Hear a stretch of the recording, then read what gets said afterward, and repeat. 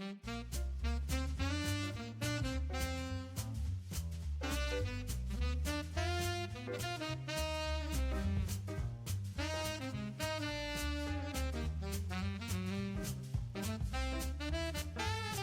everyone, I am your host Palmer Snell, and I welcome you to the most obscure Magic the Gathering podcast on the planet. Today marks a very special occasion, and what might that be, you ask? Well, has the Sol Ring finally been banned in Commander? Have blue players ever been nice? As both of those things would sound nice, they are not the reason for celebration today. But instead we are celebrating the first ever episode of this show! As this being the first episode, I thought you might want to know a little bit about your host and the future plans of the show. So, if you are ready, then sit back, relax, and enjoy as we take a trip through the multiverse.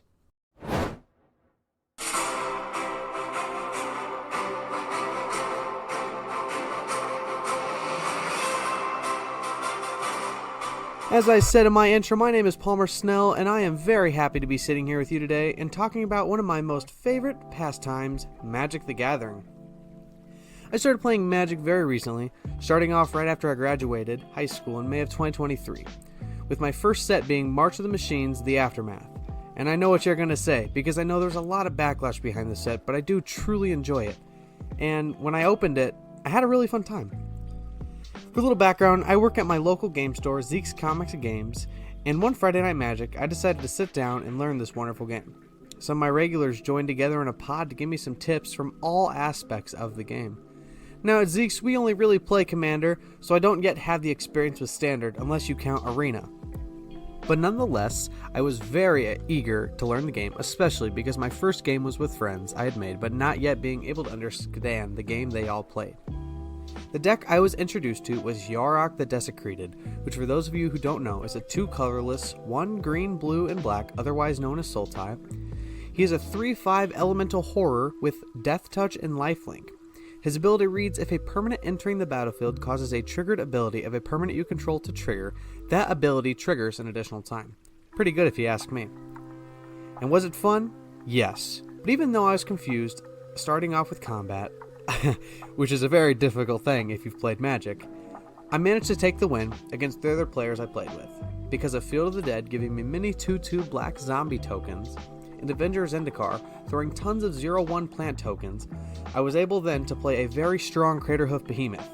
For those of you who don't know, Craterhoof gives a +1/+1 for each creature you control to him and every other creature you control. So I did a ton of damage.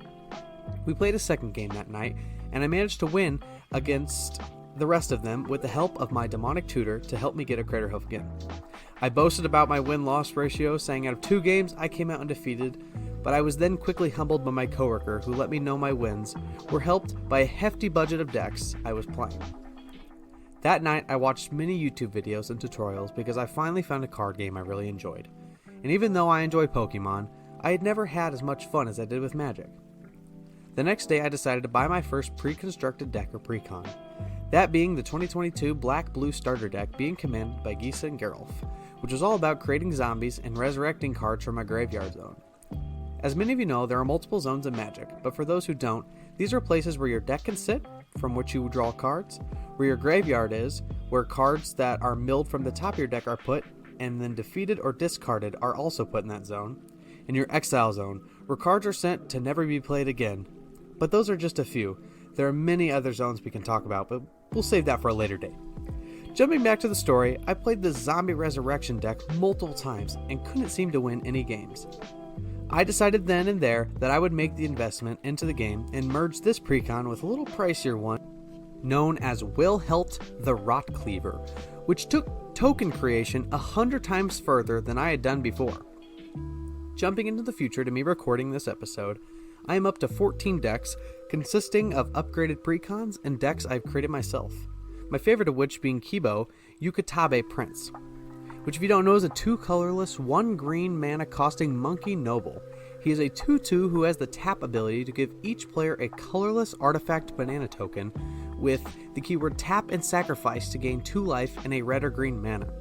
The second line of text reads that whenever an artifact would be put into the graveyard from the battlefield, I get to put a +1/+1 counter on each monkey and ape subtype creature I control, and the third line of text reading, whenever Kibo attacks, the defending player sacrifices an artifact. Because of this token creation and destruction, Kibo is a Gruul-type deck allowing for ramp and artifact destruction. I have many +1/+1 counter doublers and artifact destroyers along with powerful monkeys and apes to buff them with awesome abilities. Kibo, or Banana Berserk, which I call it, was the first deck I crafted without a precon and just a list of good monkeys, apes, and artifacts to make it good. I take pride whenever I play this because I know that I created it and I'm able to pilot it the way that I've always intended to. Now I'd like to transition things, just for now, away from Magic and more to myself. I'm a freshman in college working on a business degree, but after I graduate I plan on joining the police academy to pursue a job in law enforcement. I've always played card games, read comics, and loved superheroes ever since I can remember, and working through a comic shop has allowed me to embrace the true nerd within me. As someone who's always enjoyed public speaking, I've actually always been nervous about creating a podcast, but for this show, I've pushed those feelings aside to give you, the audience, and my friends, the best and most obscure show that I can, and try to reach the wildest and most interesting parts of the Magic the Gathering universe. I know this episode is a little short, but I'd like to introduce myself before I dive into the wonders of Magic, and I hope you can join me next week as we start a 3-week series on the road to MagicCon 2024. Thank you for listening, and remember, never leave any mana untapped. That is, unless you're a blue player. Signing off of episode 1, this has been your host, Palmer Snell. Goodbye, and stay nerdy.